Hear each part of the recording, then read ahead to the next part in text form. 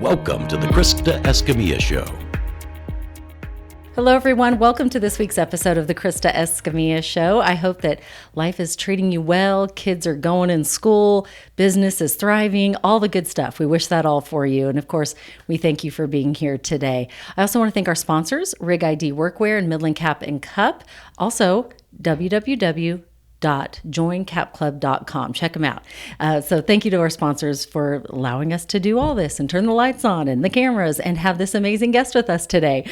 Speaking of amazing guests, let me introduce her to you. She's a familiar face to many of you in Midland. If you've ever been to anything leadership, I guarantee she was there. Kate Williamson is the development manager for Young Women's Leadership Academy, and she is also the chair of the board of directors for the Midland Chamber of Commerce. Kate, thanks so much for being here today. Thank you so much for having me. I'm so excited. I know you are a big podcast fan like I am. Gosh, huge. And I can't wait to dive in and hear your story and talk all the things. So thanks for being here. Thank you for having me. I know I was saying earlier, but you led me through the first part of the pandemic with your podcast before, because I do listen to a lot of podcasts, and I sort of feel like, long-time listener, first-time caller. So I love it. I'm so excited. And I'm glad you mentioned that, because that was an interesting time. Mm-hmm. And I felt like sometimes I would get on the microphone, I wouldn't even have a guest because, social distancing at the time. Right. And we would just talk about what was happening. Mm-hmm. And it was such a crazy time. Mm-hmm. But I'm glad that the Permian Perspective was able to help you out. So thank you. It was great. Well, let's start from the beginning, Kate, because I am, we've met a couple of times, but it's not been where I know everything about you. So today is the day to share how you got to the Permian Basin, because I love hearing the stories of all of our leaders here. So let's start at the beginning. Awesome. Okay. Well, I often tell people that I wasn't born in Midland, but I got here as fast as I can. Yes. I am a Texan. I grew up in Vernon, Texas, which is a really small town up sort of right near the Panhandle in the Red River Valley. Just had a great small town Texas life, and had the really unique opportunity to go to an all-girls school in Dallas for high school. Oh, wow. So I attended the Hockaday School, which sort of comes full circle at the end of my story. I know. I can't wait. Yes, I didn't know that. That's fantastic. So I spent 4 years there, and it really opened my eyes to the rest of the world. I mean, there were girls from India, from Mexico, and just cultures that I'd never been exposed to in a small town. And so I tell my parents it was the greatest gift they gave me, because it made me, aware that there is life outside of Little Vernon, Texas, outside of Texas, and even outside of the United States. And so I think that really inspires who I am today, is that experience. And so that inspired me to study Spanish in college. And I went to Texas Tech and got my major in Spanish. And right around my junior year, 9/11 happened, which was such a crazy thing. I can remember exactly where I was on Tech campus, and I decided, man, I really want to go to DC, and I want to be part of the government and sort of be part of the efforts that happened after 9/11 to really bring diplomacy to the front for the United States. So that tragedy really sparked that interest. It really did. Yeah, it did. And so my parents were absolutely terrified. They were like, because that was when anthrax was happening, and it was such a scary time, and nobody really knew when the next attack would be. And so September 11th was 2001, and I got on a plane to go to Washington, D.C. on January 1st, 2002. Wow. And so really things had changed a whole lot in DC. Well, I really didn't know it because it was all I ever knew, but people had told me that you could just walk into the Capitol and it was easier to get into the White House. But it was such a transformative experience in my life. To internship on Capitol Hill was, and I actually... What did you learn during that time? So I was the press assistant. Okay. And I did newspaper clippings. And so to this day, if you were my friend and you were in the newspaper... You're getting a clipping. You get a clip, because that was my job. I love it. We had to clip our senator's any mentions of her name out of the newspaper, and we pasted it on paper, and then we faxed it to her every morning. I love it. And it really made me value not only the media, but especially local media, and how important local media is to communities. Because the Washington Post and the Dallas Morning News will always cover what's happening, but the local news is what covers what happens locally. So I'm a big fan. I love that. Yes. I hope that everyone here's that message, because I think it is so important, our local media. And I'm not just saying that because I'm in the local media, but it's true. But it's true, because we're really, the media is the eyes and the ears, and they get to give information and share information and share stories that connects us all. Because I feel like we're all in this together. And when we hear something or learn something or know how we can help somebody, it's a beautiful thing. And if we didn't have the media, we wouldn't know any of that. We'd be like, what's going on? We wouldn't know, because the larger outlets aren't going to cover what's happening here. Exactly. As important as we think we are, they're just not. They have other things to cover. So so I did that. I met my husband while I was an intern. Aww. He lived in D.C., although he was also from Texas. He was from San Antonio. Say hi to Clint. Yes, hi, Clint. So we didn't start dating, though, because I was an intern and he was a staffer, not in the same office, but he is very much a rule follower. And so he waited until after my internship was done to ask me on our first date. And then I went back to Lubbock and graduated, moved back to DC to start my career, and we stayed there for 10 years. We were married. Both of my children were born there. Oh, wow. And so it holds a really special place in my heart, and I have a special respect for anyone elected or anyone on any elected officials' staff, regardless of the party, because it's not an easy job. Right. Especially now, it's not an easy job. And I feel like, I don't talk politics. Right. You know those of you who listen to me, I don't talk politics. But I think it's one of those things I believe, and I believe this in my heart, because I believe people they have good intentions for everything. No matter what party they're in, they have good intentions for the people they're representing. Yes. And so Absolutely. It would be hard, I bet, to be in there and seeing these people with good intentions and maybe struggling to get their point made on a daily basis. Right. So, it was a lovely time. We lived on Capitol Hill, and it was lovely, but we wanted to come home to Texas. And so my husband got the opportunity to come work for a company in West Texas, and 10 years ago we moved here. And Fantastic. so I have tons of friends here from tech, of course. There's lots of Red Raiders in Lubbock, in Midland, and Wreckham. Yes, Wreckham Tech. We came here and sort of just immediately were welcomed into this community, and I really started getting involved because of friends that got me involved with High Sky and with the Midland Chamber and with all the various wonderful nonprofits that are here. I really just immediately jumped right in because I wanted to get involved in the community. I love that, because I think that's the best thing to do whenever you move to a new community. Yes.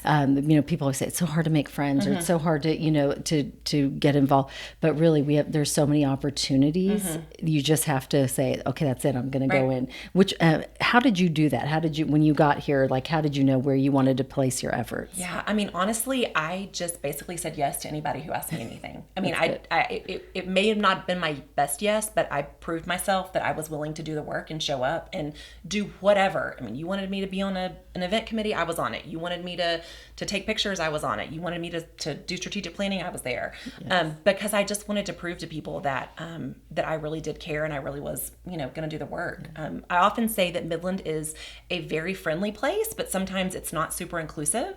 And so it's up to not only the people who live here, but also the people who are coming here to get engaged and to welcome that engagement. Absolutely. It goes both ways, for sure. Yeah. You made me think of that movie. I believe it was a Jim Carrey movie. It was like Yes Man or something. And you had to say yes to everything. I was like, yes. And also our son just recently told me about a podcast. And he said that these guys have to say yes to everything. So you could say, I'm going to go jump off of a skyscraper in New York City. And these guys have to go say yes. Oh, wow. Because they're trying to encourage that spirit of saying yes. Right. And I love that, because it's so easy to say no. And I know during certain seasons of your life, you do have to say no to some things. Absolutely. And I'm not saying say yes to everything. Absolutely. Especially kids. If you're listening, don't say yes to everything. Yes, say no. Say no to yes. Say no to a lot of things. Or talk to your parents first. But it's one of those things where you have to dive in, you have to say yes, and those experiences, and then you can know, where then you want it, which way you want to go, and which nonprofits you want to pour into, and because there's so many amazing ones here. So many. So leadership has been something that has been very important to you. How did you get to the role that you're in today? I started in Leadership Midland in 2015, and it was right when they were redoing the program to make it a 2-year program. So it was a smaller cohort, but a 2-year program. And so I just really loved everyone who I met. I loved learning about Midland. I met Bobby Burns, who is the current CEO of the chamber. And, really, he gave me a seat at the table and said, I want you to be on the board. And then a couple of years ago, he said, I think that you should be chairman. And I was like, I don't know, like the people who have been chairman of the Midland Chamber of Commerce, I mean, they're kind of big deals.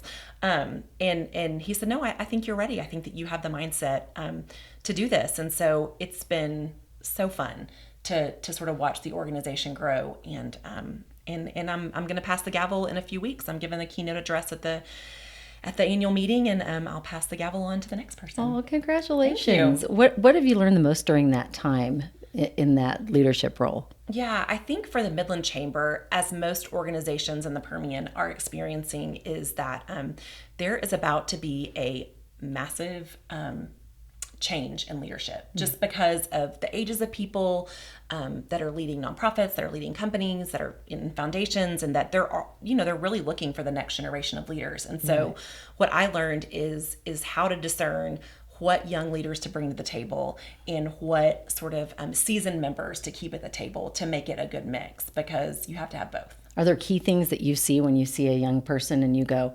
they have it? Sometimes, I think it's just the willingness to do everything, and not that I'm saying you have to earn your spot, but I think the willingness to, maybe do some of the things that other people don't want to do. Is roll your sleeves up, right, get in there. Right. Yeah. Is serve, right? Such a huge part of leadership is, and you hear servant leadership, but it's really true, is you have to be able to serve people to lead people. So yes. There's a lot of fantastic young leaders in our community. And what I found is that so many of them, especially in some of the communities that have been underrepresented in Midland, have never gotten a seat at the table. So now when people ask me to do something, instead of saying yes immediately, I say, you know what, I'm not sure if that's right for me, but there's somebody I know who would be great. So now I'm moving towards using my seat at the table to bring others alongside. I love that. And I think people that are involved with the Midland Chamber, they know all the wonderful things that you do, but maybe someone who's listening and they're not familiar with what the Chamber does on a day-to-day basis. Maybe you could explain a couple of the things, how you support local businesses. Yeah, absolutely. So the Midland Chamber has been around for almost 100 years. They'll celebrate their 100-year anniversary in 2024. And so the role of a chamber has evolved over the past century, of course, but mainly it serves as a connector for businesses. And, especially when some of the healthcare issues started a couple of years ago, they can pull together and you can get healthcare through the chamber, especially if you're a small business. They provide marketing services. They provide new to Midland guides. They provide ribbon cuttings, which is sort of a fun thing for new businesses, and also a lot of leadership development training if you're a member. So not only membership, Leadership Midland, but also social media training and marketing training and HR training and all the things that some of the larger companies benefit from because they have that in-house. But if you're a small business, the Midland Chamber will provide that for you. That's unbelievable because, a lot of business owners, especially say maybe you have been in business for 30 or 40 years and maybe you're making a shift or a new business or whatever it may be, they did not grow up with social media. Did not. And so to have that training, I think is really key, and to be, able to support in that area. That is awesome. I love that. Yeah. So. I think we'll have to shift, right? I mean, because I think that I was just talking to someone at lunch today about how before a business automatically joined the chamber because you needed the chamber services. Well, now if you're a small business and you do your own social media and you know how to do this stuff, the chamber might not be relevant for you. So I think part of the next 10 years of the chamber's goal is going to be to pivot and shift and meet the needs of some of the new business members. And I want to be a part of that. I want to bring new people in so that people still want to be a member of the chamber and that it's serving everyone, not just some of the historic business owners. I love that. Speaking of shifting, you've recently taken on a new role and we're going to talk about that. That's a tease in the business. Okay. We're going to talk about that in just a moment. But first I want to hear your quote of the day. Okay. So you know how this works. You pick one out, you read it, and then you tell me what it means to you. Okay. Which card did you get? Brave. The Brave card. Yes. I know, me too. Brene Brown, be brave. Be brave. Yes. In a world where you can be anything, be yourself. Love that. So good. What does that mean to you, that quote? I think it means more to me now as a 42-year-old as it did when I was a 32-year-old or maybe even a 22-year-old, is that we always say at our house, you can't be pizza. Everybody likes pizza. You can't be pizza.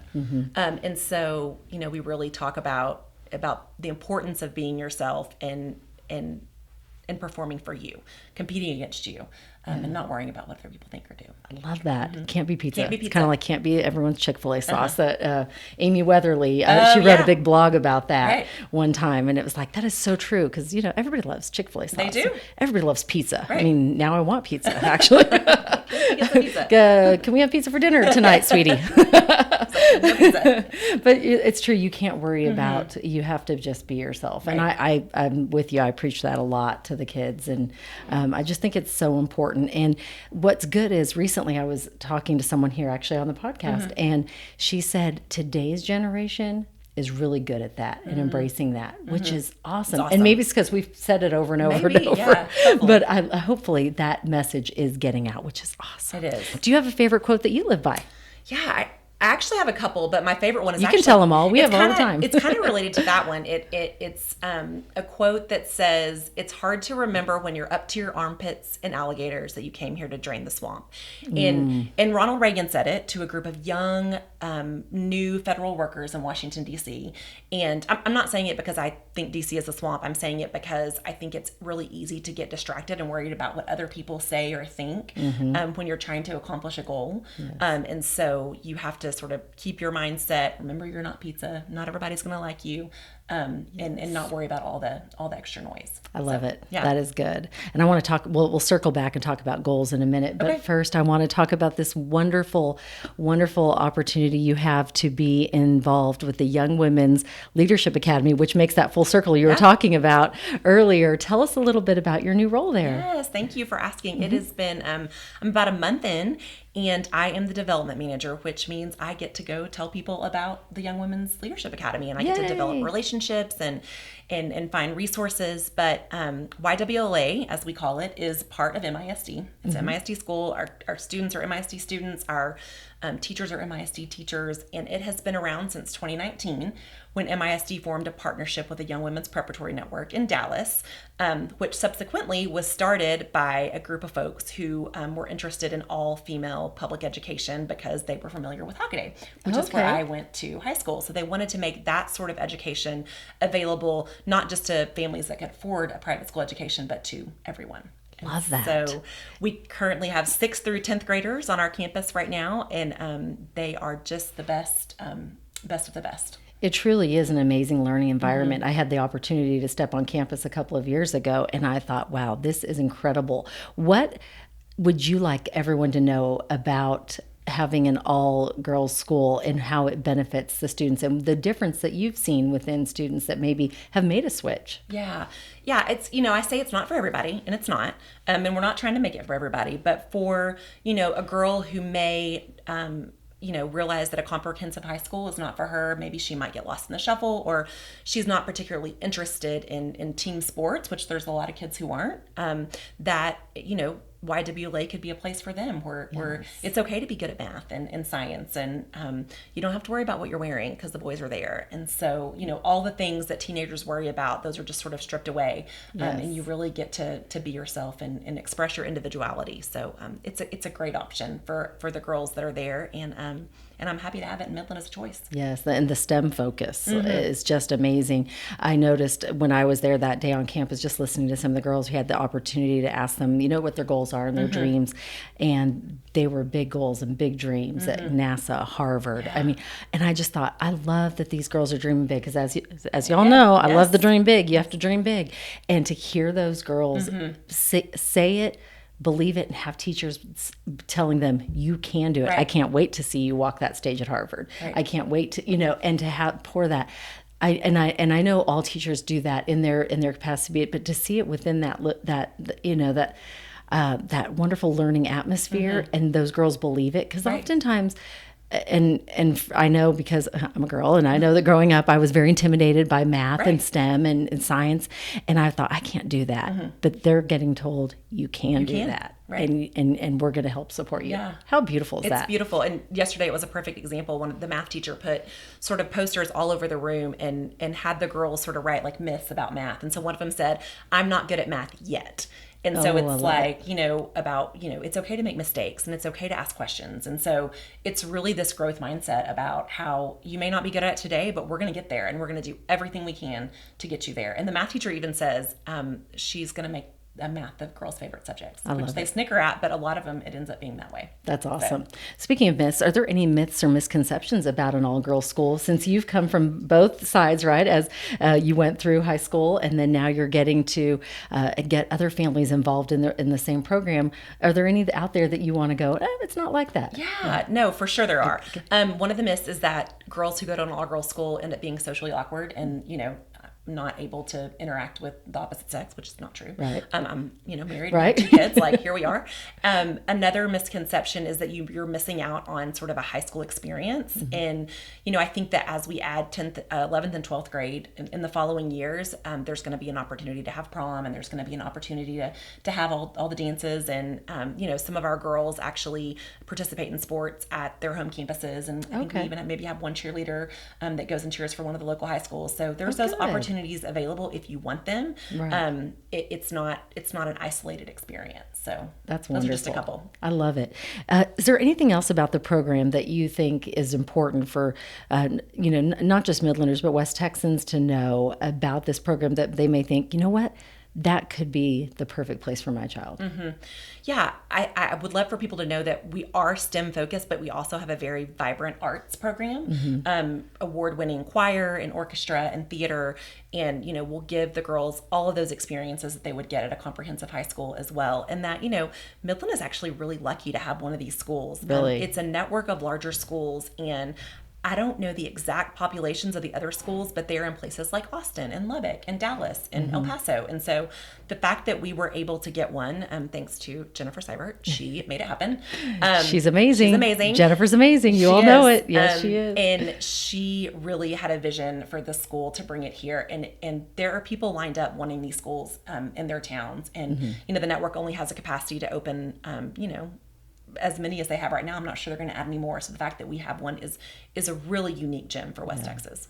Recently, you wrote an article about mentorship and mm-hmm. how you want the generation to pour into the next generation. Mm-hmm. And I want to talk a little bit about that because I think a lot of people don't know where to start to find their mentor, or if they are in that position where they can mentor someone, mm-hmm. they don't know how to reach out and be like, hey, I want to be your mentor, or how can I pour back in? What would you say to someone that is looking on either ends of mentorship? No, it's so important. And I think I'm going to talk a little bit about this when I speak, later in the month about, I have a funny story. Roz Grover also went to Hockaday. Yes. And I did not know her before I moved to Midland. But one day I got a phone call and the person on the other end of the line said, "Who are you?" And it was Roz. She's, sometimes a little rough.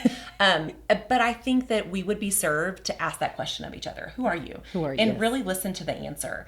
But I do think that there's some formal processes in place. There's, the Generations class through the Nonprofit Management Center is a great way to get plugged in. Leadership Midland is another great way to get plugged in if you're sort of wanting to be plugged in to find mentorships. But I also know, for example, last year, Mark Palmer with Abel Hanger hosted sort of a formal mentoring program where he did just this. He encouraged people to bring a mentee to an event and talk to them and show them about the nonprofit world, and then really get them involved in some of the classes that lead to leadership. So I think there's ample opportunities, but if you're listening to this right now and you want to find a mentor, call Bobby Burns at the Midland Chamber, because he has a vast network of people who are happy to serve in that role. And then on the other end, I think that that people may be hesitant to be mentors because they don't know about the time commitment, and they don't, they don't necessarily know the person, but I think it will pay off in spades because they will feel comfortable passing the baton when they want to move on. And like you said, just pick up the phone and call, because I think that's one of the underutilized pieces of technology. We have this technology at our fingertips, but sometimes we think, well, maybe we should send a text or maybe we should send an email. Sometimes if you want to connect with that person on a more personal level, just pick up the phone and call them. It's so it's amazing. You never know what's going to come out of that, and I guarantee it's going to be something positive. It is. It absolutely every is. time. I mean, very rarely do you get off the phone and go, well, that didn't work work out. Or, Right, no. you always go, well, gosh, that was great. And I love that. And just want to say shout out to, you mentioned Roz, her granddaughter also just graduated from Hockaday. Yes, Landry, she she did. was one of our daughter's best friends. So yeah, so way to go, Landry. Yes. You're going to do great in Denver. Yeah, I know. So I just had lunch with Raj yesterday. It's like the highlight of my quarter when I get to see her. I bet. She needs to come on this program. She does. Yeah. That's a good idea. All right, Roz, I'm Yes. going to be calling. Yes, I'm for going to be sure. calling. All right, it's time for question of the day. Let's see what we have. Let me mix them up here. Okay. And I wrote these such a long time ago. I don't even. You sort of forgot. I really did. Oh, you Okay, got the proud. proud card.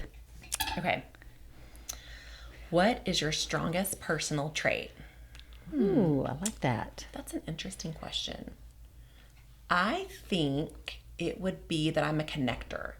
And so I oftentimes can make connections in my head when I'm talking to someone that I think will benefit them almost in a creepy way. Like you did just now. You said, Roz needs to come sit on here. You connected us. Right. There you go. So you're a connector. But Yes. I do think, and I really love doing that when I meet someone. I'm like, oh, I think you should meet this person. And really, my North Star is being helpful.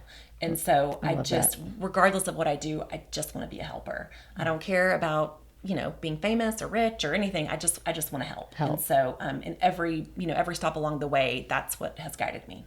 And I feel like that's part of I can tell you have a servant's heart, and you want people to do good, and you want to make sure you're connecting the right people and for them to thrive in that environment. Right. I think that is so important, and not everyone has that gift. I mean, that truly is a gift, because I've met a couple, we call them super connectors, right? You're a super connector, and you know exactly who you need to talk to.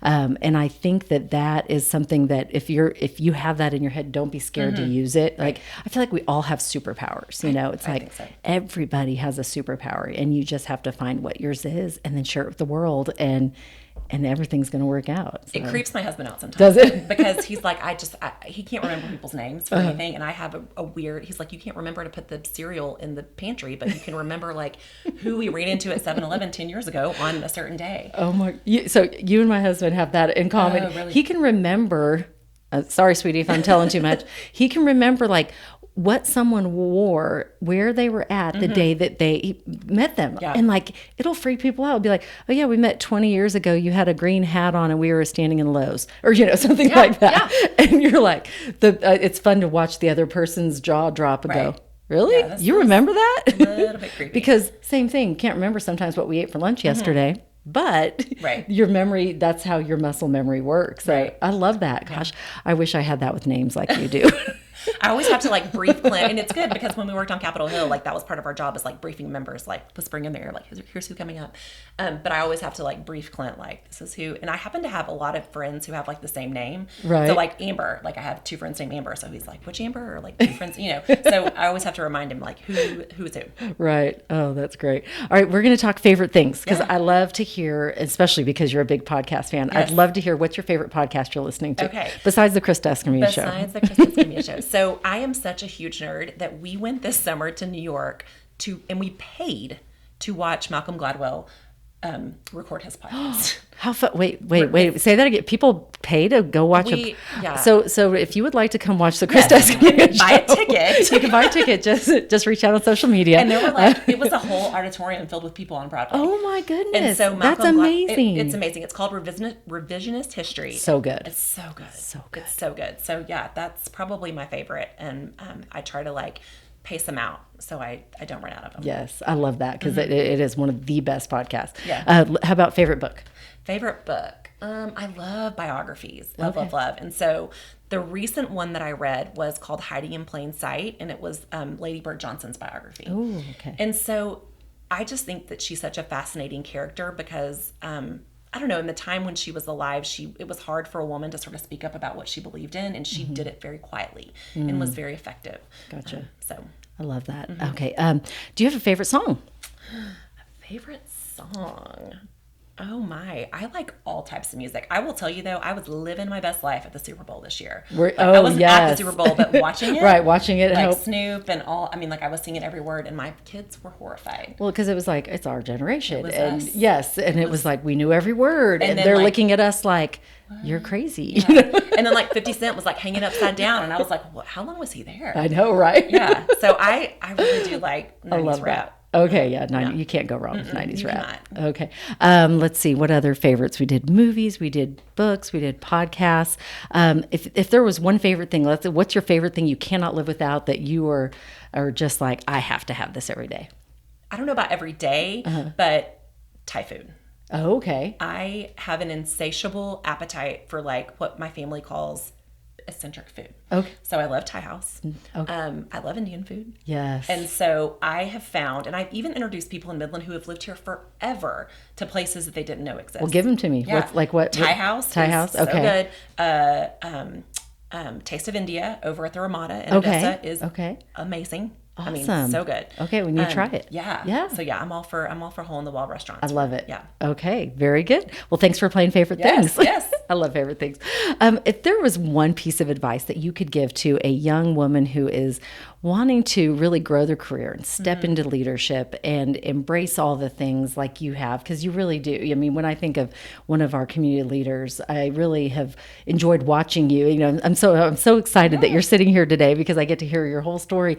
But I just want to know, what is that one piece of advice you would give that could help someone become successful? Yeah, it was something one of my mentors told me a long time ago, and it was Sally Thornberry. She's amazing. She still lives in DC. I talk to her all the time, and she told me to view life as seasons and enjoy each season as they come.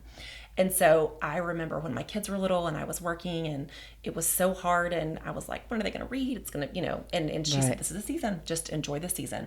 Yes. And the next season came on. And so I can go back and look at my life in every distinct season and I can, you know, sort of name them like I did earlier, like the 5 seasons I've had. And so, you know, not to try to get too far ahead of yourself, to enjoy the season you're in, and especially, you know, as a woman, to give yourself some grace, and be able to enjoy where you are. I love that. Yeah. That is so true. And I was talking to someone, you know, our kids are getting older and they're going off to college, and I, you know, will see some little ones and I'll say, oh gosh, I miss that so much. I love the season they're in. Right. Don't get me wrong. Right. But I love that. And the reason, like I said, I wish I could go back and do it for a day because I loved it so much. And I feel like I did enjoy it then, but I'd love it to see it with these eyes right now and go back and do it one more time because it was such a beautiful season. And so, you know, you have to enjoy them and never wish them out of a stage. Right. That was another great piece of advice I was given when they were little.